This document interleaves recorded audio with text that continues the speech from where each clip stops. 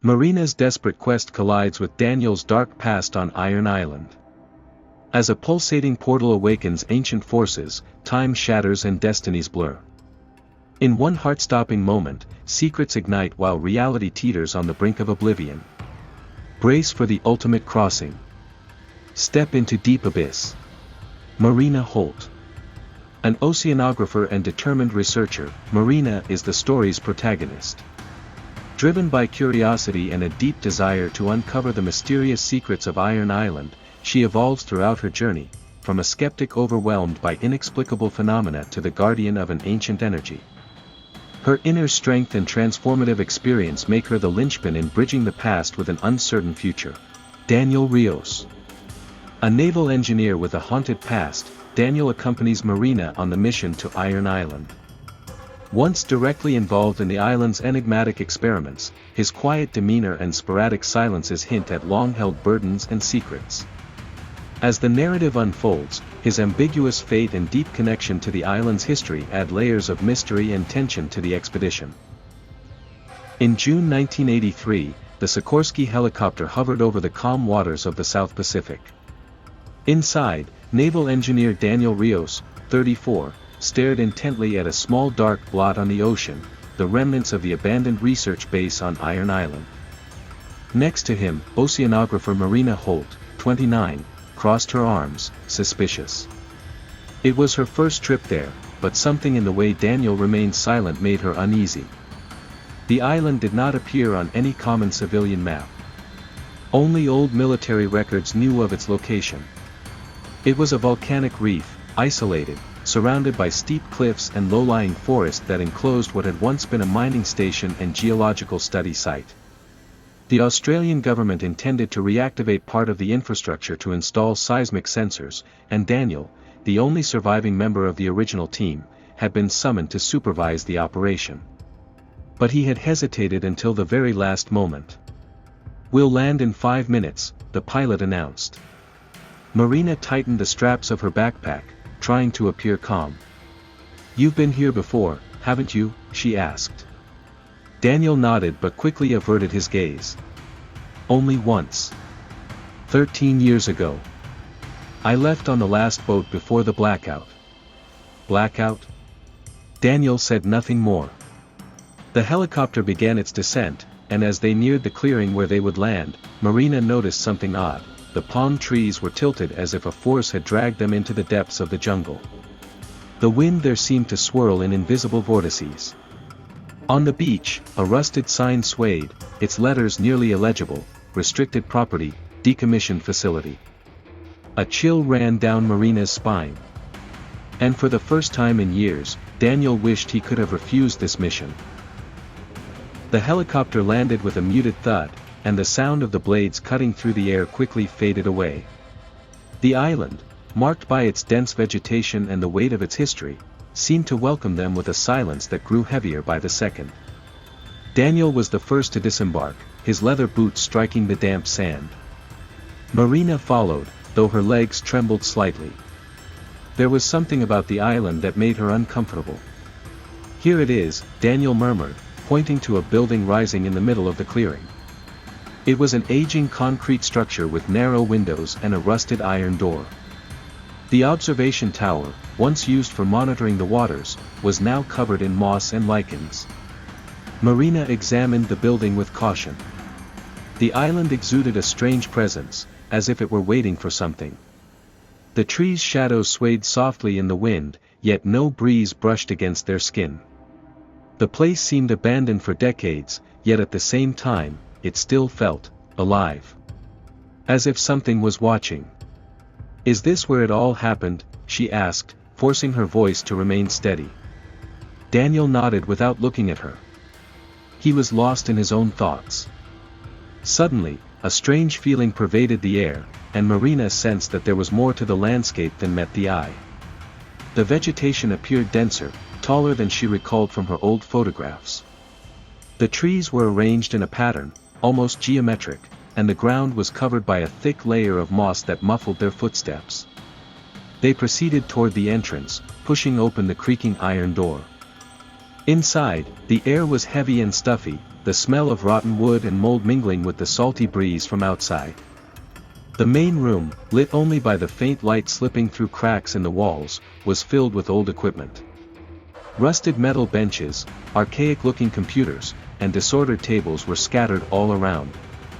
At the far end, an iron staircase led to the upper floors. Daniel stopped beside a table. A yellowed sheet of paper lay atop it, and he picked it up, staring intently at the writing. Marina moved closer, curious, but he tucked the paper away quickly, as if something had disturbed him. "What is that?" she asked, trying to peek over his shoulder. "Nothing. Let's get started," he replied, his tone more distant than usual. Marina frowned but did not press further.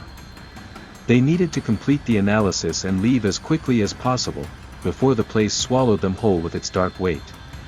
The sun was beginning to hide behind the clouds, leaving the sky overcast and the temperature mild, yet the island's atmosphere remained disconcerting. Marina and Daniel spent hours examining the disorganized old files, as if someone had hurriedly tried to hide something. The silence on the island grew with every passing minute. Every step and every sigh was amplified, as though the place itself was waiting. "Did you find anything interesting?" Marina broke the silence between them. Daniel did not answer immediately. He was absorbed in a pile of papers, though Marina could sense the tension in his body. Something was unsettling him, something beyond what he wanted to admit. He abruptly stood up, causing the chair to creak on the floor. "Let's go to the tower," he said in an even tone, though his eyes betrayed his inner unrest. "There's something up there that needs investigating." Marina looked at him but did not question his judgment. Something was unfolding, and she knew the tower was their next step, despite the growing discomfort that overtook her. They ascended the iron stairs, the sound of their footsteps echoing through the empty structure. The air up there was even heavier, and the scent of dampness mixed with rust seemed to permeate everything. When they reached the top, Marina glanced around and saw a view more impressive than she had imagined. From that height, the entire island lay spread out, its dense forests and deserted beaches clearly visible.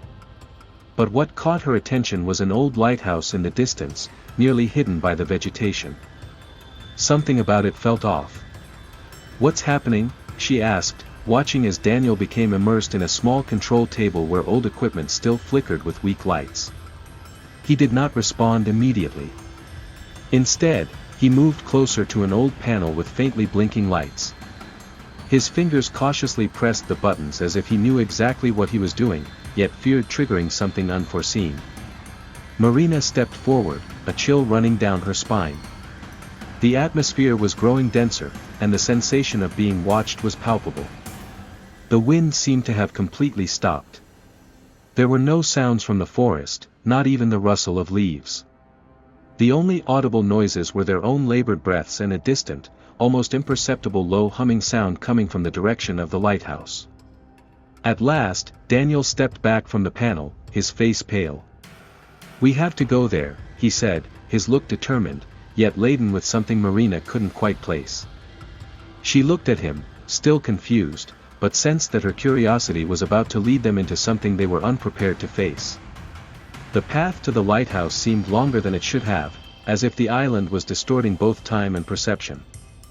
The sky, once overcast, was now completely dark, and a thick fog began to form around them, making the environment even more surreal and disconcerting. Daniel and Marina walked side by side, yet an invisible distance separated them, as if the air between them was growing denser. "What exactly did we find in the tower?" Marina asked, attempting to break the heavy silence that enveloped them. She wasn't sure whether the question was meant for Daniel or merely amusing to herself. Whatever was unfolding on the island seemed to unravel slowly, like a nightmare they were forced to live. Daniel did not reply immediately, his mind was clearly occupied with something he was not yet ready to share. The lighthouse was getting closer now, its weak light flickering every few seconds. It didn't appear to be functioning properly, yet something kept it active. The structure resembled more a shadow, a monument to a dark, forgotten past. "There's something more about this place, something we can't see," something we can't understand," Daniel finally said in a low voice. He was hesitant, as if withholding crucial information, uncertain how or even if he should disclose it. The lighthouse looked ruined, with deep cracks cutting through its concrete walls. Around it, low-lying vegetation tried to cover its base, as if the island were attempting to hide the traces of its existence. But the most disturbing aspect was the sound that began to emerge, a low hum coming from inside the lighthouse, like an old engine struggling to start. The fog thickened around them, making it harder to discern the entrance. "What is that?" Marina asked, swallowing hard. Daniel said nothing but began moving toward the lighthouse's entrance. The hum grew louder, and the feeling of claustrophobia intensified with each step. Fear was starting to infiltrate Marina's mind, as if something was lurking, something that defied explanation. She wasn't sure whether to follow Daniel or return to the camp, but her feet seemed compelled to move forward, guided by an invisible force. When they reached the entrance, the door was ajar and a cold draft escaped from within. Daniel pushed the door open forcefully, revealing a dark room lit only by the intermittent glow of a panel inside. The humming noise was now almost deafening, and Marina's heart pounded rapidly as fear spread throughout her body. "What is that?" Marina asked, her voice trembling, while Daniel seemed entranced, fixated on the panel as if waiting for something. She stepped inside hesitantly. The air was heavy and saturated with a metallic scent that made her throat clench. Whatever lay inside the lighthouse was more than just an abandoned structure. It was as if it were alive, breathing, watching them. Daniel turned to her, his gaze lost and distant. "We can't go back now. We're inside, something bigger. Something we can't control." Inside the lighthouse, the environment seemed to possess a life of its own. The dominating hum pulsed irregularly, as though a dark heart were beating deep beneath the earth. Marina felt the oppressive weight of the place spreading through her chest, making each breath a struggle. The air was thick, and every step they took made the shifting shadows on the walls appear to move, as if the lighthouse itself were alive. Daniel was completely absorbed by the screen before him, where lights flickered in a nearly hypnotic rhythm. His eyes were fixed, as if he had lost all sense of time and space. Marina, on the other hand, grew increasingly disturbed by what was occurring. She couldn't shake the growing sensation that something was watching them, something beyond their understanding. "Daniel," Marina said, her voice trembling. "What is this? What's happening here?" He did not answer immediately. His gaze was empty, lost. It was as if the lighthouse had taken over his mind, cruelly absorbing his attention. Marina stepped forward hesitantly, scanning her surroundings. The walls of the lighthouse were marked with ancient inscriptions and strange symbols that appeared to pulse with their own energy, as if left behind by something much older than they could imagine. Suddenly, the sound of footsteps echoed from a dark corridor to the left. Marina froze. There was no one there. Panic gripped her heart. She looked to Daniel, but he seemed oblivious to the footsteps now merging with the rising hum. Something was approaching. Marina stepped back, but before she could speak, Daniel finally turned toward her. His eyes were empty, opaque, as if he were in a trance. He slowly advanced toward her without a word, and she recoiled, a shiver running down her spine. "Daniel, what's happened to you?" she pleaded desperately. But he did not respond. The humming intensified, nearly overwhelming their senses. The room seemed to constrict around them, the walls drawing closer, the symbols on the walls now glowing with a cold, green light. The feeling that they were being swallowed by something far greater became almost tangible. Marina spun around, frantic, seeking an exit. But before she could reach the door, the sound of footsteps grew louder. She turned toward the corridor and, suddenly, the shadow of a figure began to materialize in the darkness. It wasn't human. It was a twisted presence, a malignant apparition that resembled a nightmare. Marina tried to scream, but her voice was smothered by the now unbearable hum. Panic overwhelmed her senses. When she looked at Daniel, he stood still, unmoving, as if consumed by the same presence that now advanced upon them. "Daniel," she cried, but he did not answer. His gaze remained fixed into emptiness, as if lost in the impending horror.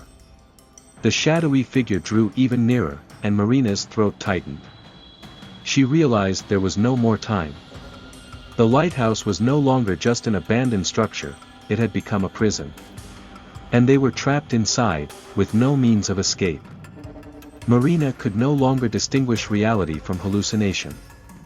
The sound of the hum, the figure emerging from the shadows, and the presence of Daniel, now completely lost in a dark trance, made everything around her appear distorted, out of reach.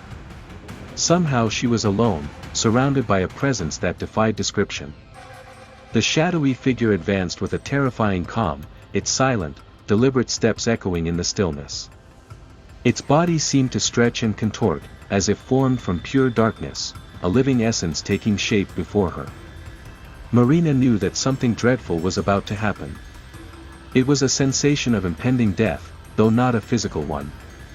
It was something far deeper, a complete annihilation of the soul. The figure halted just a few meters from Marina, its presence immense, as if it were consuming all the light around.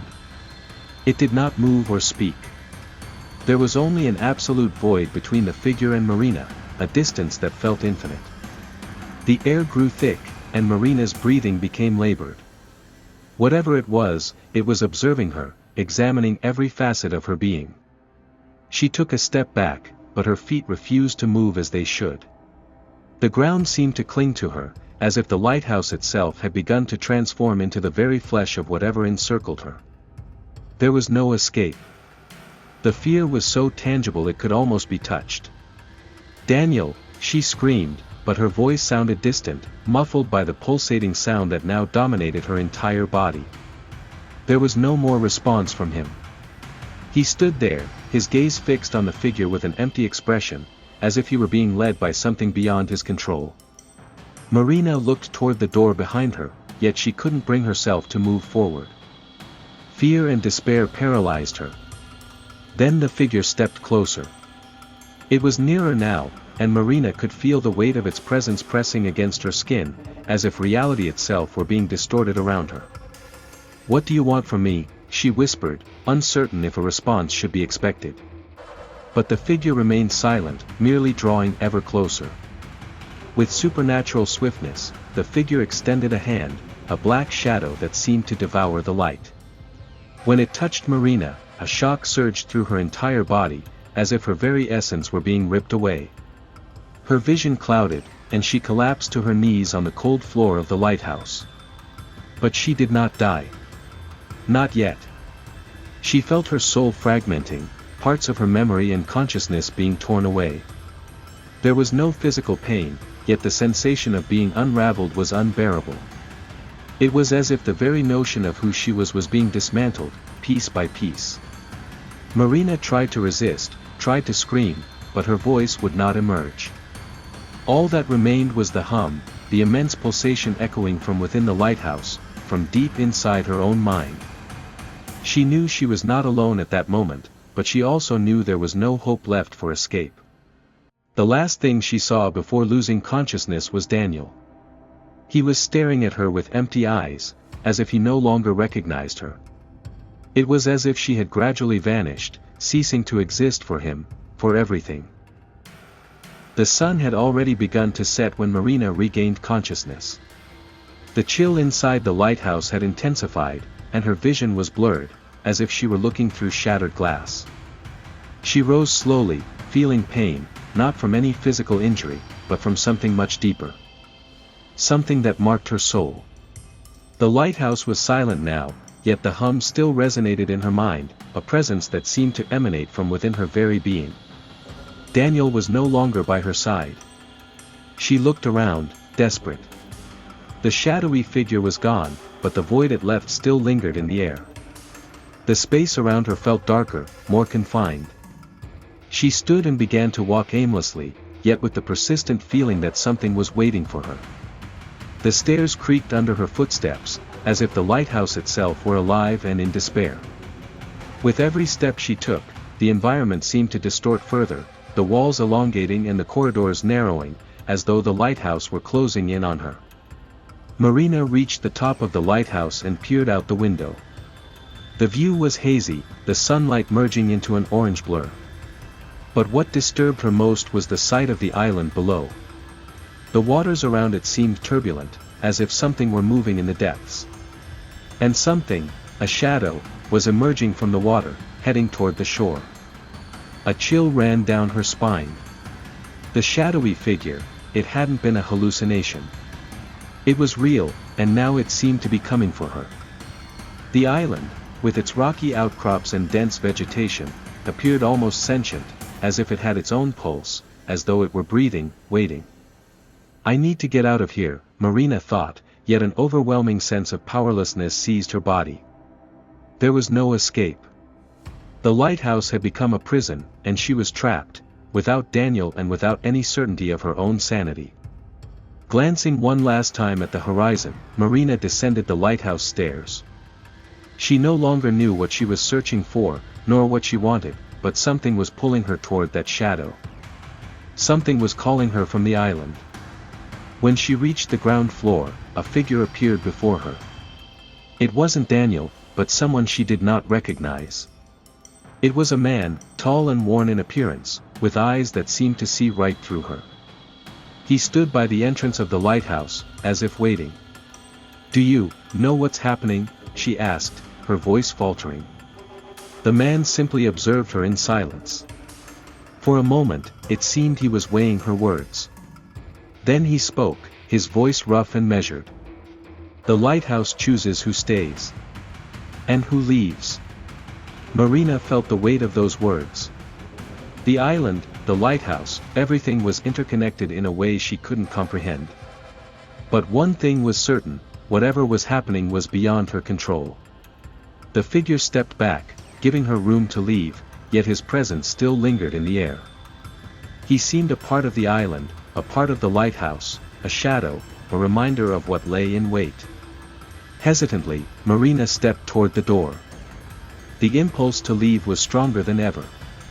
She needed to understand what was happening, she needed to discover what the island wanted from her. There was no longer any time to turn back.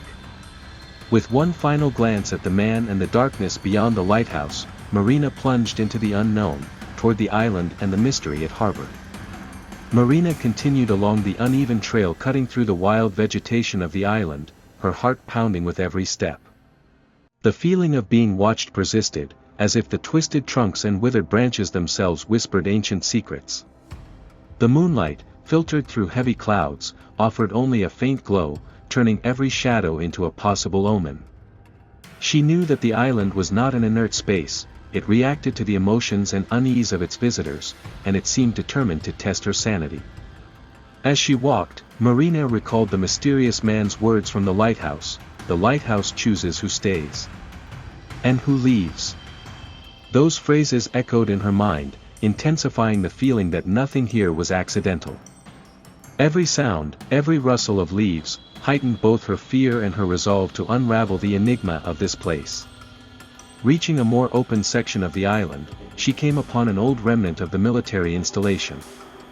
Concrete structures, partially swallowed by the overgrowth, attested that the island had once been the stage for dark practices and secret experiments. Cracked walls and remnants of rusted equipment hinted that something had been left behind, or perhaps something should never have been allowed to leave. Marina felt a mix of revulsion and curiosity, knowing that every remnant could reveal the truth about the forces at work on Iron Island. Determined to dig deeper into the location's history, she ventured into a partially buried corridor, where the air was heavy and damp. Amid the ruins, she discovered a deteriorated mural, its barely legible inscriptions emerging through faded traces. Twisted lines and symbols reminiscent of forgotten rituals confused her, yet simultaneously awakened the feeling that she stood before a repository of painful memories and indecipherable secrets. While examining the fragments, a distant crash made her shudder. The sound, like heavy, dragging footsteps on concrete, emanated from the opposite direction. Marina recoiled, her survival instinct surging. The ensuing silence was almost palpable, broken only by the rapid beating of her own heart. She knew she was not alone. Something, or someone, was moving in the shadows, testing her courage, perhaps even her fate. With no alternative, Marina adjusted her backpack, took a deep breath, and proceeded cautiously, aware that the island had become not merely a backdrop, but a living entity demanding its own trials by night. Every step forward was a gamble with the unknown, and at any moment the hidden forces of that place could decide her destiny, in line with the insidious judgment of the lighthouse.